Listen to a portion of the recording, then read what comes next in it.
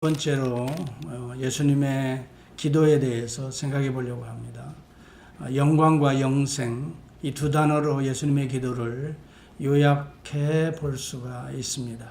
특별히 우리가 지난 시간에 말씀한 대로 요한복음 17장의 예수님의 기도가 예수님의 사역과 아주 밀접하게 관련이 되어 있어요. 삶과 관련이 있는 기도를 하고 있는 거죠.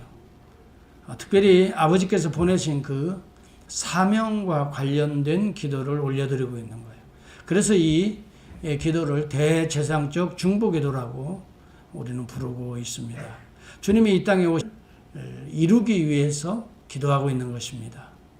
마가복음 10장 45절에 보면 인자에 온 것은 섬김을 받으려 함이 아니라 도리어 섬기려 하고 자기 목숨을 많은 사람의 대속물로 주려 함이라 이렇게 말씀합니다.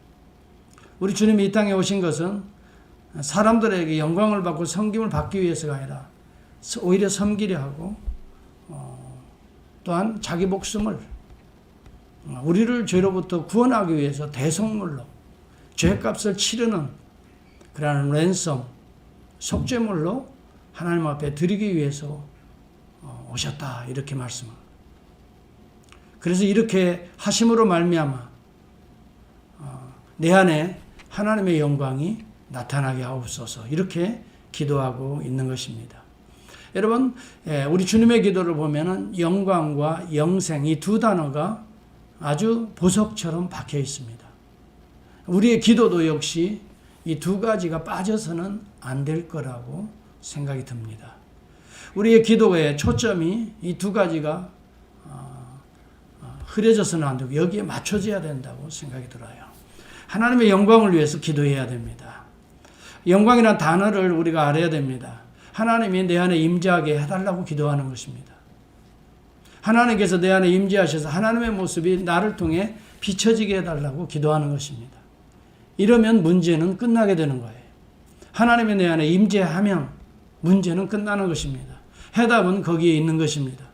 하나님의 모습이 내 안에 들어오기만 하면 우리가 하나님을 닮기만 하면 그 통로를 통해서 하나님의 영광, 권세, 또 하나님의 은혜, 사랑이 다 반영되는 것입니다. 여러분, 영광이라는 단어는 구약시대에 어디에서 썼냐면 출애굽 이후에 지어진 성막 위에 나타난 불기둥과 구름기둥을 하나님의 영광이라고 그렇게 불렀습니다. 셰키나. 헬라어로 말하면 에피파네스라는 단어입니다. 이것은 찬란하다라는 의미도 있습니다. 하나님의 임재의 모습이 영광스럽다라고 표현하지만 임재한 모습을 이렇게 하나님의 영광이라고 불렀던 거예요. 그러면 우리가 알아야 됩니다. 하나님의 영광이 어느 때 임했는가라고 하는 문제입니다.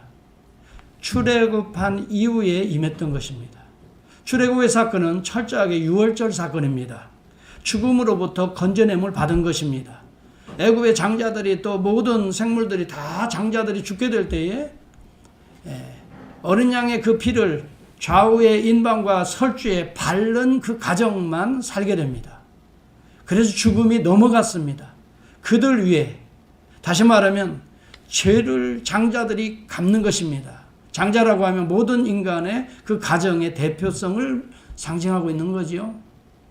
그 가정의 모든 다시 말하면 죄의 문제를 장자가 짊어지고 죽는 것입니다. 그런데 그 장자 하나님의 장자가 누구십니까? 예수 그리스도가 우리의 죄를 다 짊어지고 죽으실 것을 미리 내다보면서 예수로 상징되는 어린 양에 잡아서 그 피를 좌우의 설주와 좌우 인방과 설주에 바르라라고 말한 거예요. 다시 말하면 죄의 문제를 해결하고 난 다음에 하나님의 영광이 임했던 것입니다. 셰키나가 임해서요. 홍해를 건너갈 때에 애굽의 군대가 밀려오지만 하나님의 구름 기둥이 이스라엘 백성의 후면과 애굽의 군대의 정면을 막아버렸던 것입니다. 그때 하나님의 영광이 나타났어요.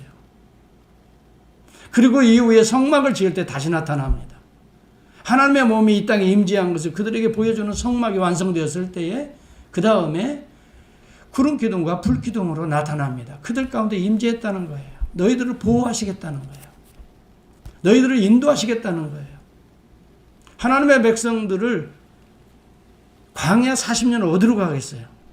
GPS가 그때 당시에 있었겠습니까? 구름 기둥이 움직이는 대로 낮에 따라갔던 거예요.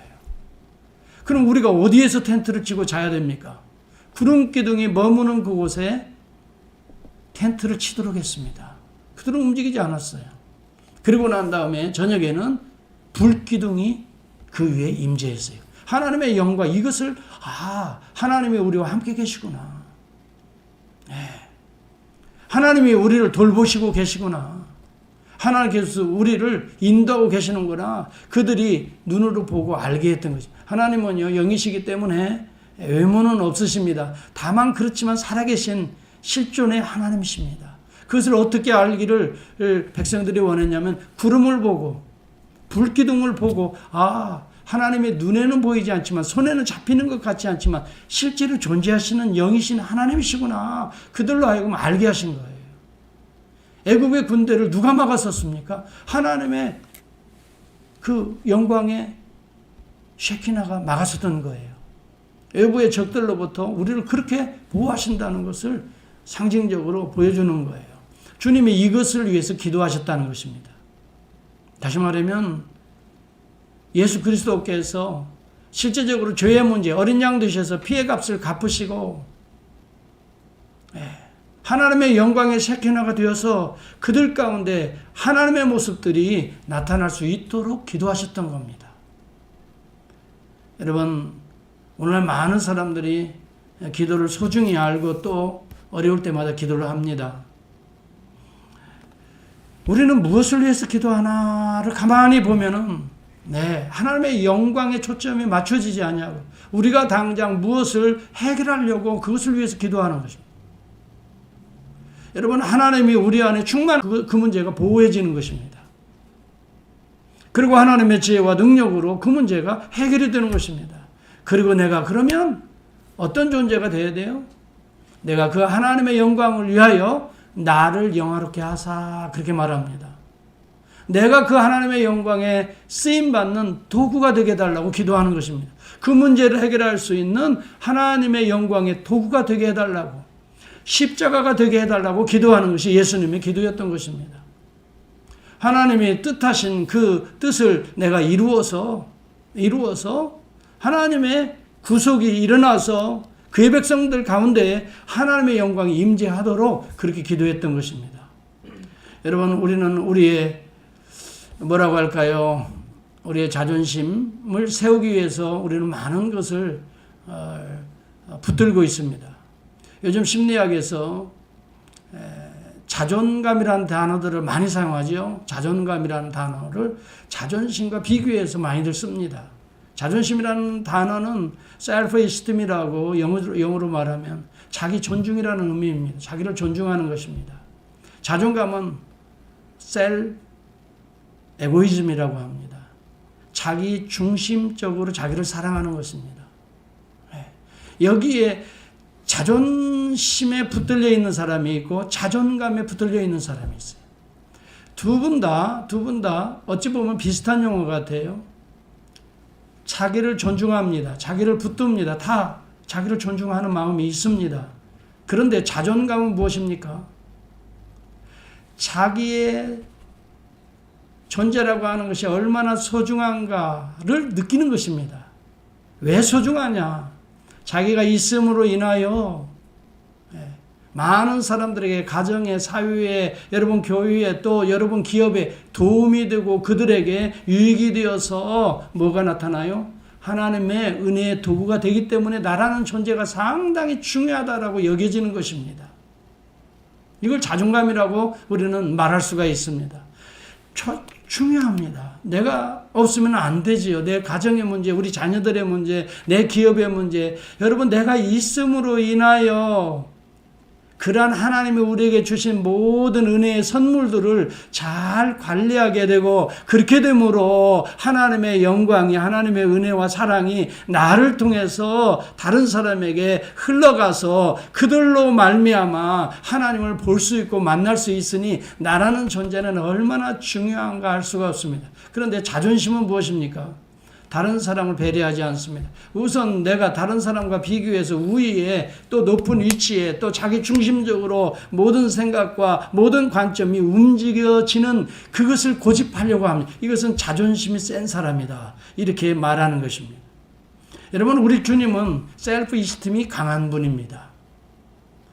자신이 이 땅에 오신 것은 아버지께서 나를 보내신 그 뜻을 이루기 위해서였습니다.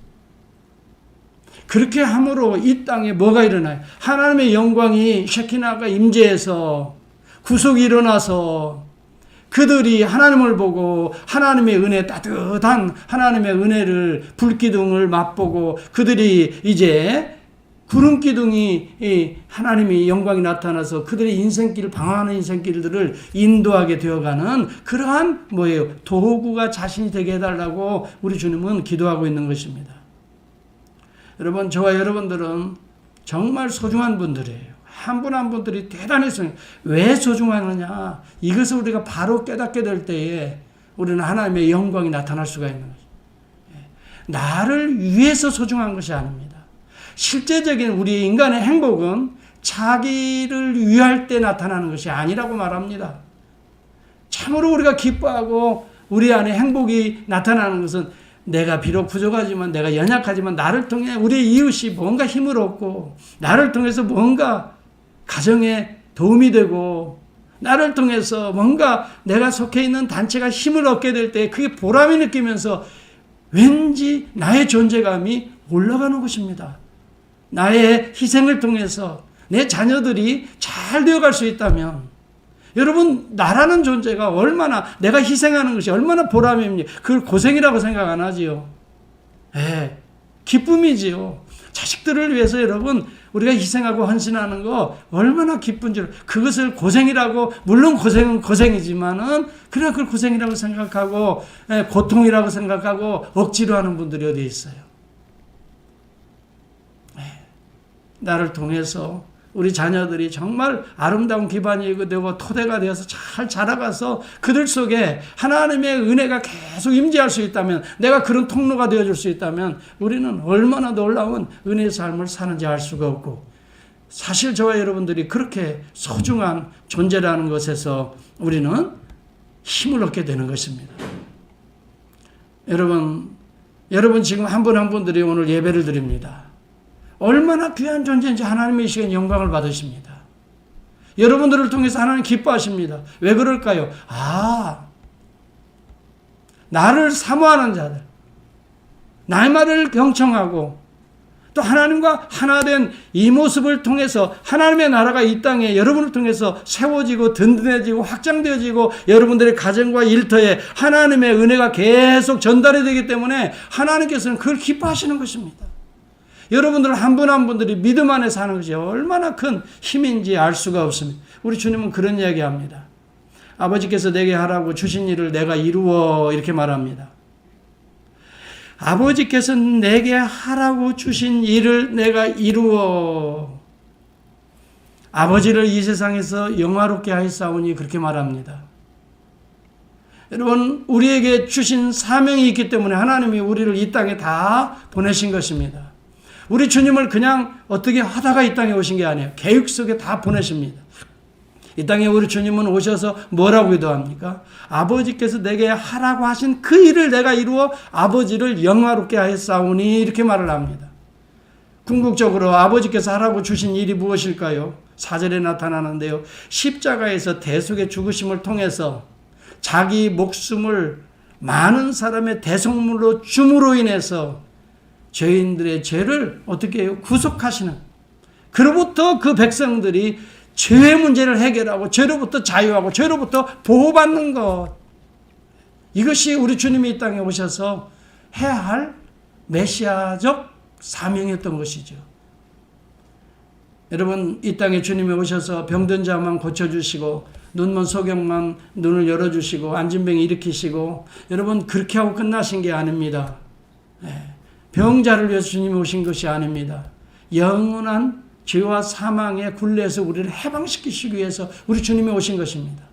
여러분, 우리가 이 세상의 모든 문제들의 근원을 보면 다 죄와 연관이 되어 있습니다. 여러분이 부닥치는 여러 가지 문제를 가만히 살펴보면 여러분의 욕망이라는 죄와 관련이 다 되어 있습니다.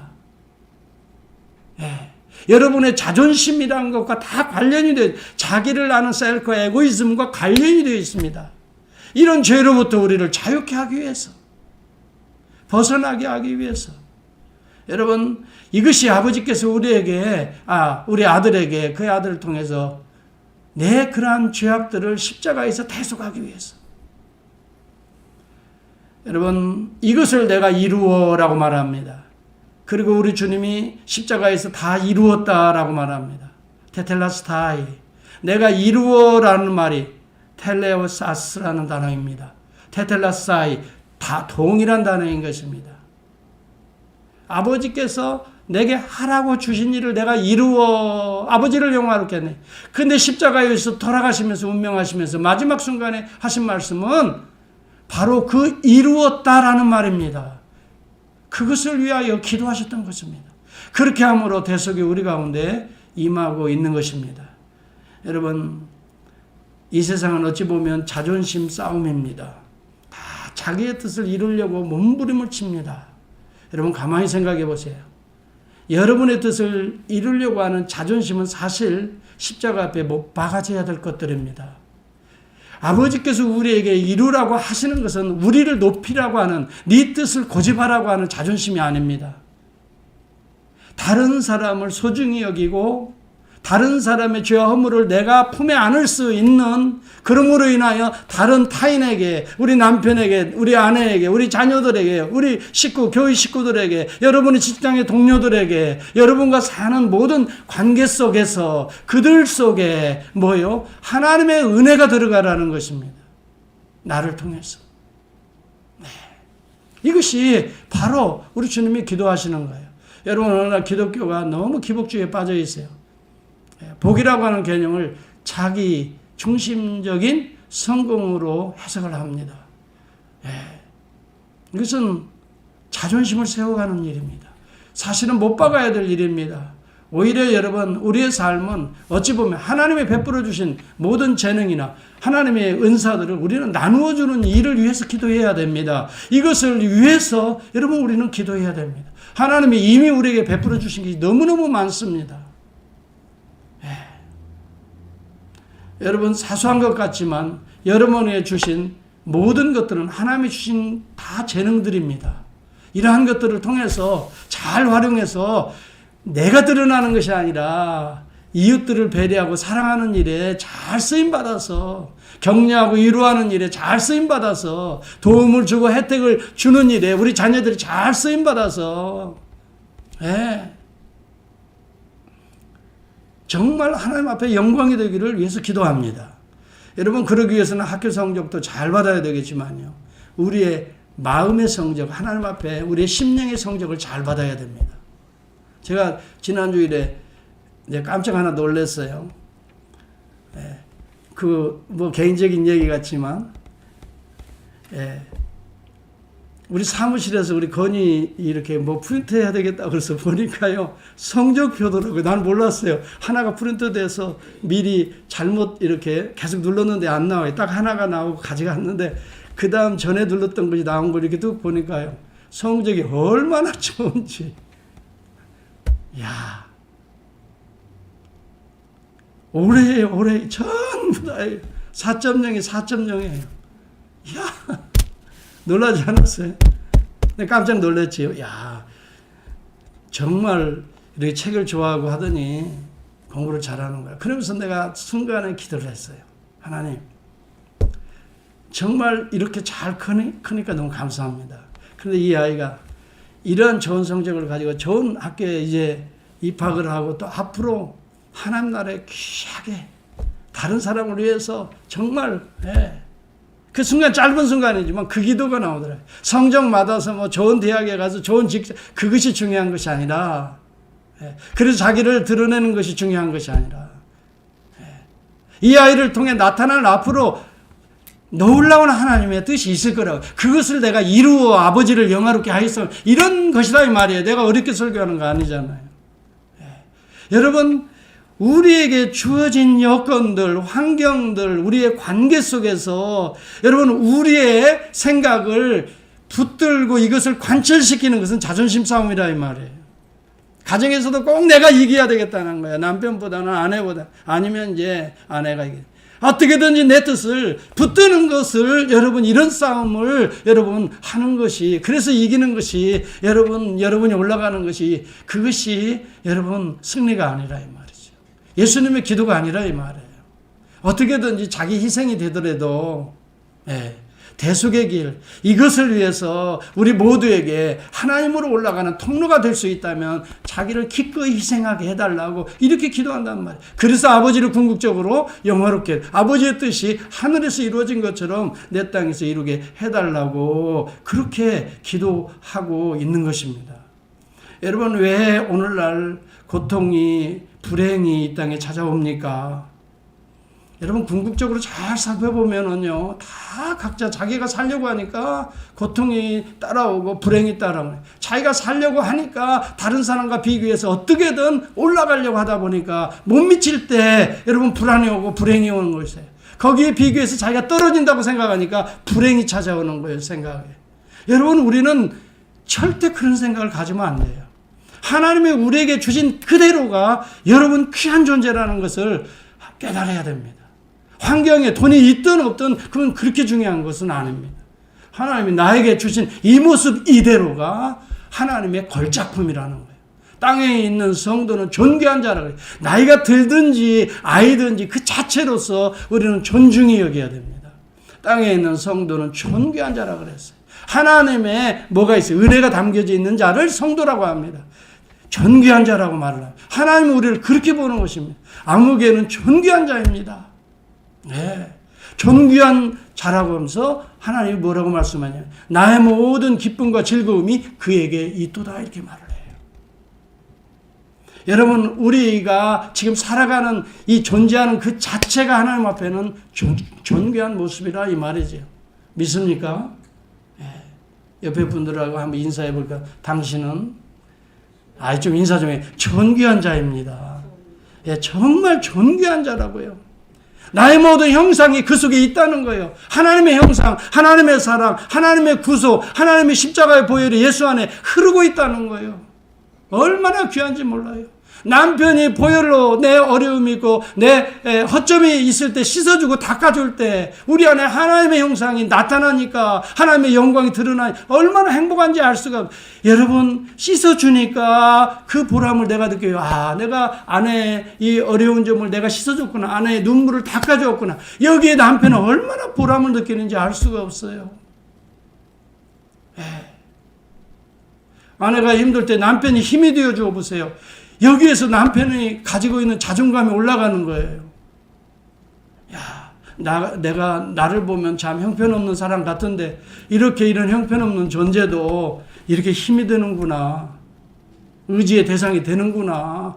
여러분 얼마나 귀한지 몰라요. 한 분 한 분들이 자존심을 세우려고 하지 마시고요. 하나님 앞에 소중하다. 나라는 존재는 하나님 앞에는 정말 소중한 존재다. 내가 건강해야 된다. 그러므로 내가 온전해야 되겠다. 여러분 이 자존감이 여러분을 존중하되 다른 사람과 관련해서 내가 꼭 필요한 존재라고 느끼는 이런 자존감이 높아질 수 있기를 주의 이름으로 축원합니다. 우리 주님이 그걸 위해서 기도한 거예요.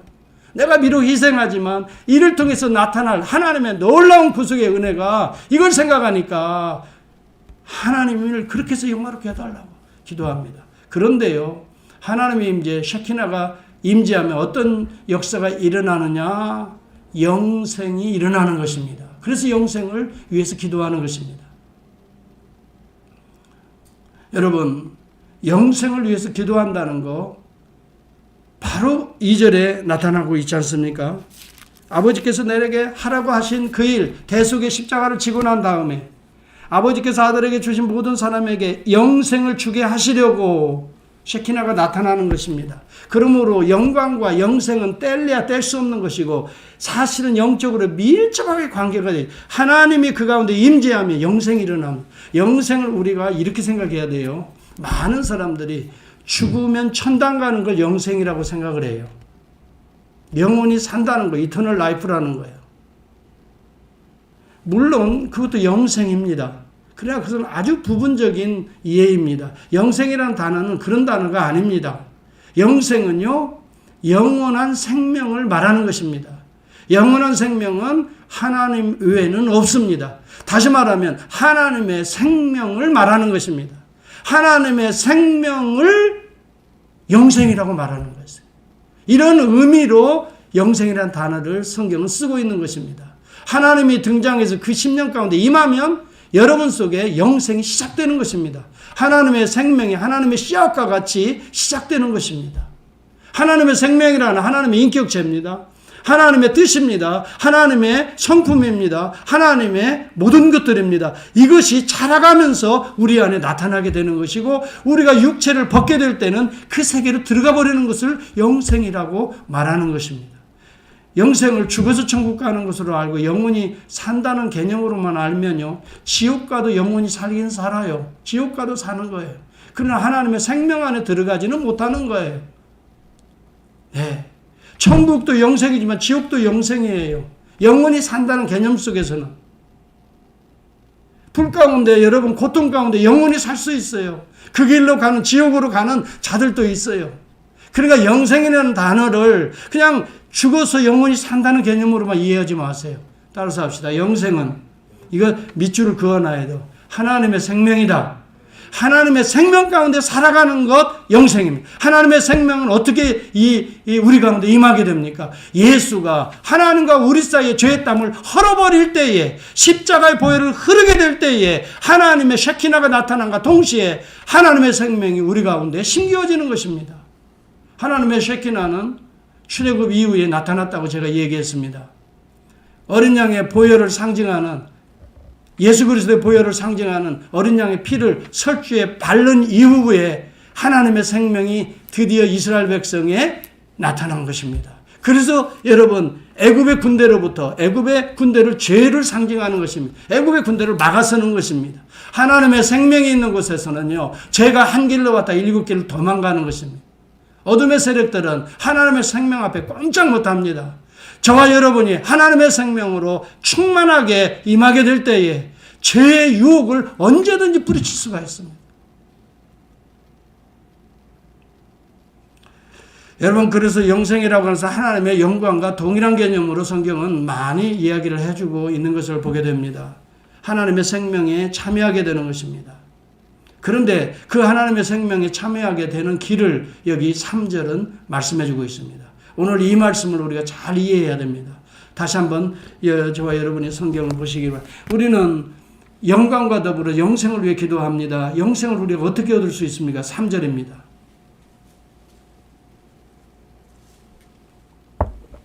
시작.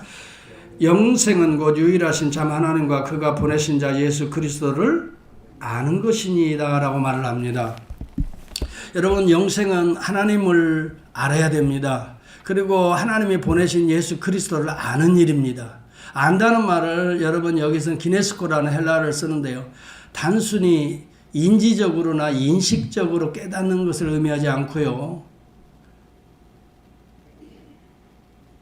교제와 신뢰, 개인적인 관계의 믿음을 의미하는 하나됨입니다. 개인적으로 하나됨입니다. 그와 한 몸을 이루는 것을 안다고 기네스코라는 단어를 쓰는 것입니다. 제가 한번 예를 하나 들어볼게요. 마리아가요, 성령으로 잉태되었어요. 배가 불러와요. 깜짝 놀라지요. 그때 천사 가브리엘이 나타나서 이야기합니다. 마리아여, 두려워하지 말라.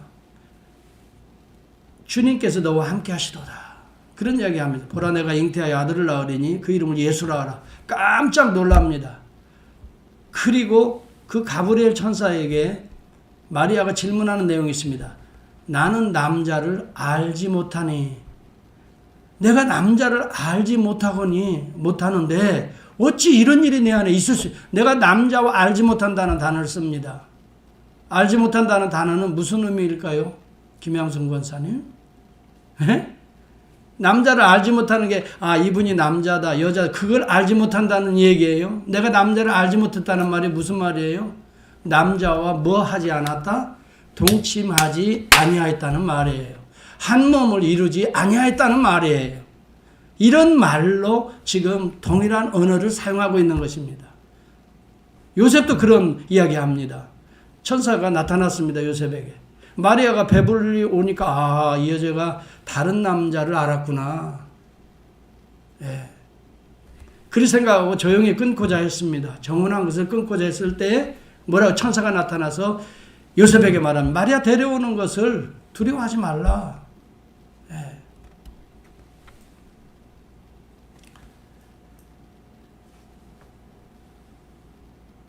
그러면서 말합니다. 그는 이미 성령으로 잉태되었다라고 말을 합니다. 그러면서 그의 마태복음 1장 25절에 이런 말씀, 아들을 낳기까지 요셉이 동침하지 아니하였다라고 말합니다. 그 동침하지 아니하였다는 것은 영어로 보면 아주 똑같은 단어입니다. He had no union with her 이런 단어를 썼어요. 다시 말하면 그녀와 연합하지 아니하였다는 말이에요. 동침하지 않았다는 말. 아까 그 단어인 것입니다. 나는 남자를 알지 못하거늘 이 말이 남자와 내가 동침하지 아니하였거늘 이 말입니다. 다시 말해서 여러분 성경에 알다는 건 지식적으로 이해하는 게 아니에요. 그와 인격적인 교제가 내 안에서 계속 이루어지는 거예요. 이것을 예수님을 아는 거예요. 이것은 예수님을 믿지 아니하고서는 인격적인 교제를 이룰 수가 없는 것입니다. 교제라고 하는 것은 믿는 사람과 이루어지는 관계를 우리는 교제라고 말하는 것입니다. 항상 여러분 사랑하는 자와는 교제가 이어지는 것 아닙니까? 그렇죠? 대화하고 싶고 만나고 싶고 그렇지요. 생각이 똑같지요. 비전이 똑같지요. 이런 사람들은 결혼해서 한 몸을 이루지 않습니까? 바로 이것을 영적인 유니온, 하나님을 믿는다라고 하는 단어인 것입니다. 믿는 자들 속에는요, 하나님과 연합되는 역사가 일어나는 거예요. 이것을 신학자들은 스피리추얼 유니온이라고 불렀습니다.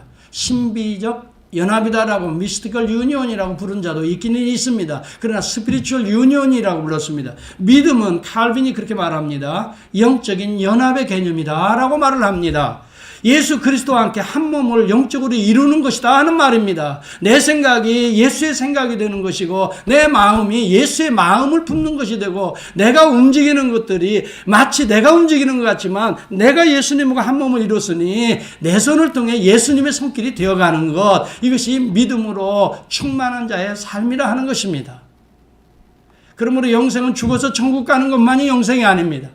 미래성만 있는 것이 아니라 오늘 예수 그리스도 안에서 함께 그리스도의 이름을 부르면서 주님의 생각을 품고 주님 그래요? 주님의 말씀대로 그래요? 아멘 순종하겠습니다. 아멘 내가 주님 따르겠습니다. 이렇게 나가는 영생의 현재성이 있다는 것입니다.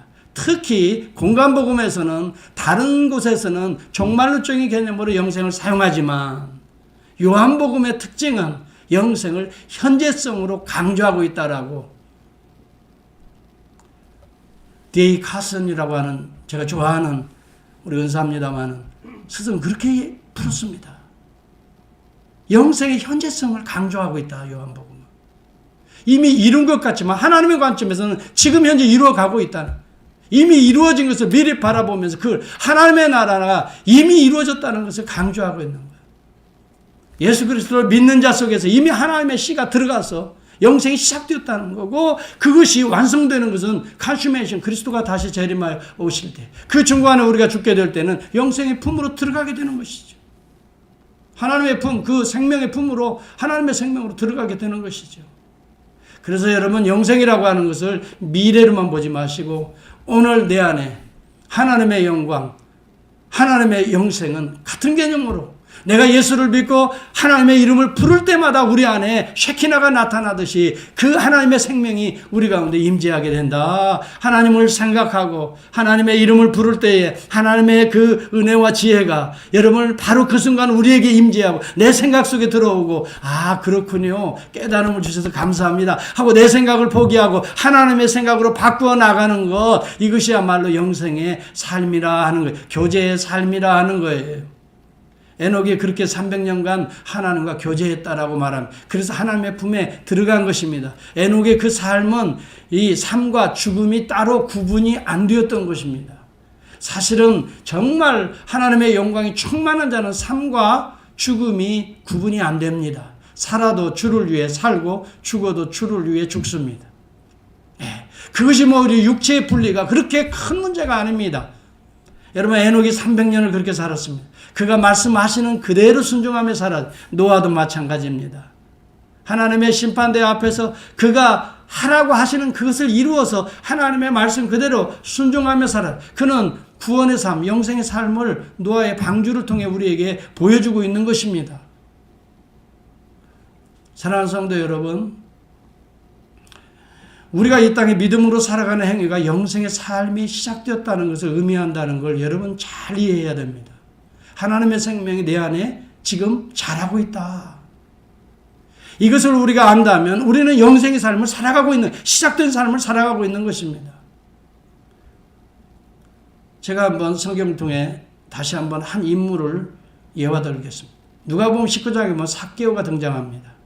여리고성의 세리장입니다. 동족들의 세금을 갈취해서 룩마에게 바치면서 이득으로 자신의 배를 채우는 파렴치한 삶을 살았습니다. 돈은 많이 모아 어찌 보면 그런 관점에서 보면 성공했습니다.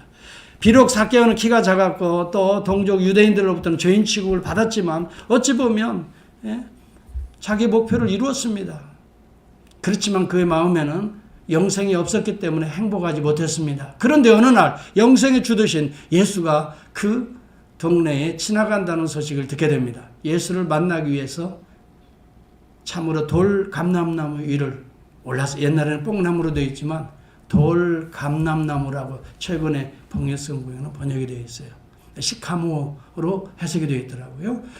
여하튼 그 나무 위에 올랐습니다. 예수가 알고 그를 내려오라고 말. 삭개야, 오늘 너희 집에 내가 유하해. 드디어 예수와 만남이 이루어지는 것입니다. 그리고 그리스도의 말씀을 듣고 그리스도를 영접하게 됩니다. 그 이후로 그의 생애는 바뀌어졌습니다. 삭개오가 서서 주께 여짜오되 주여 보시옵소서.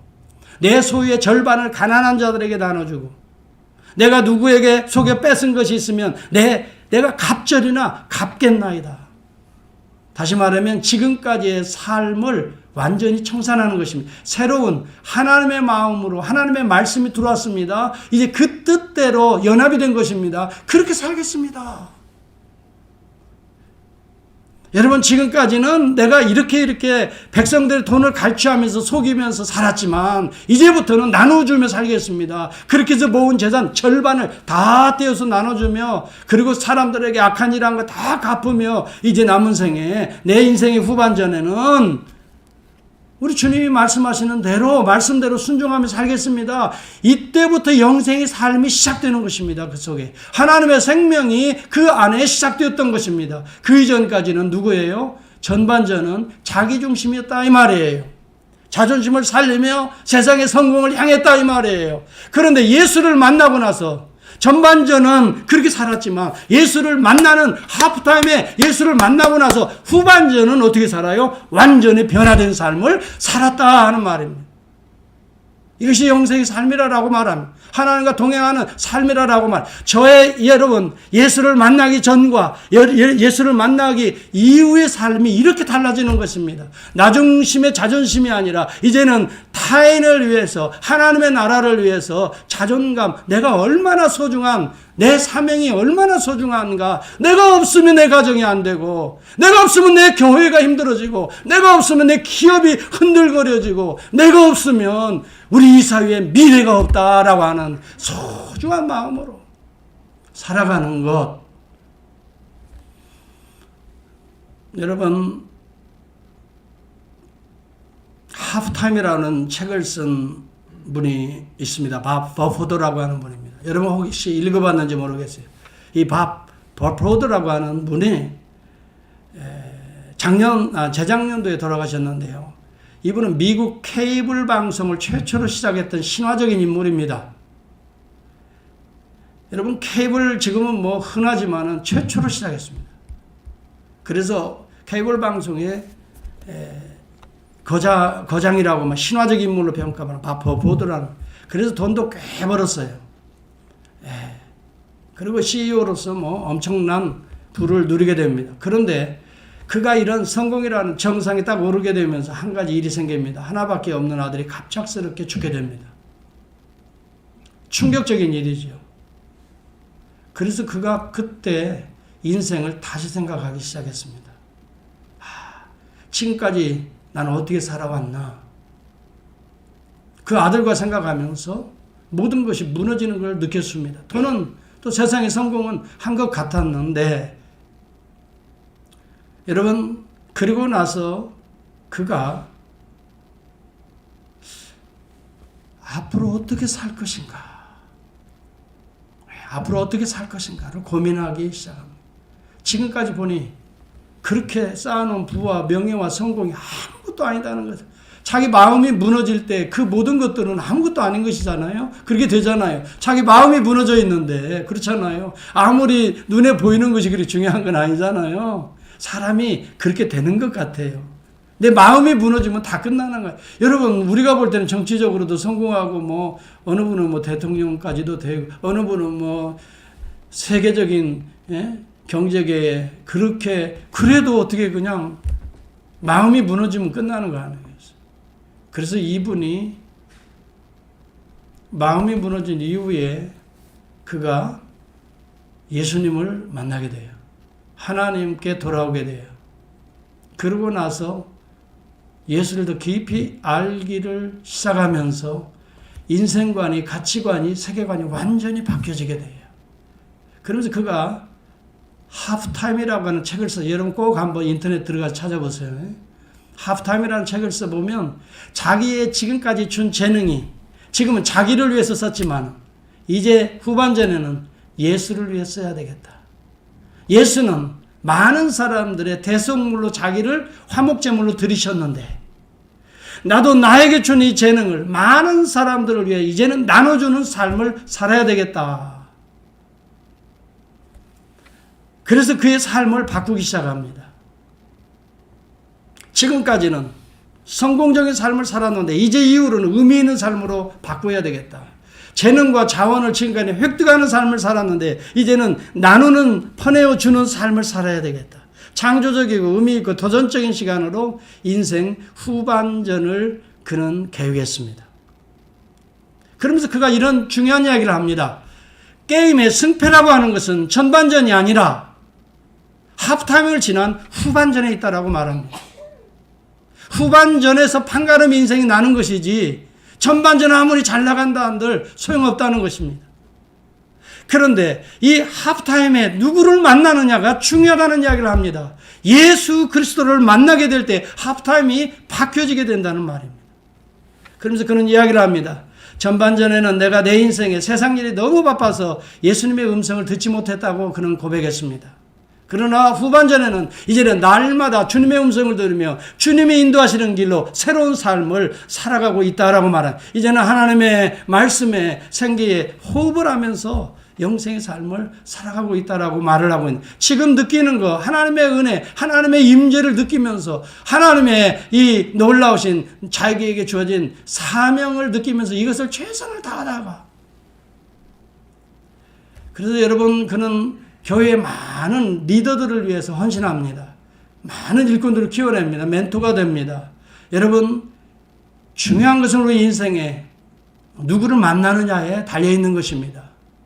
예수 그리스도를 만나면 여러분의 지금 예수 그리스도와 연결이 되기만 한다면, 한 몸이 되기만 한다면 여러분과 저의 후반전은 얼마든지 하나님의 역사하는 영생의 삶으로 바뀌어질 줄을 믿습니다. 여러분, 내가 올라가는 것이 아니라 죽어가는 자들을 살려내는 생명의 도구가 우리의 삶이, 우리의 가정이, 여러분의 기업이 될 수가 있다 하는 것입니다. 사도 바울이 그렇게 살았습니다. 나의 간절한 기대와 소망을 따라 아무 일에든지 부끄럽지 아니하고 오직 전과 같이 이제도 온전히 담대해서 살든지 죽든지 내 몸에서 그리스도가 존귀하게 되려 하려 함이라라고 말합니다.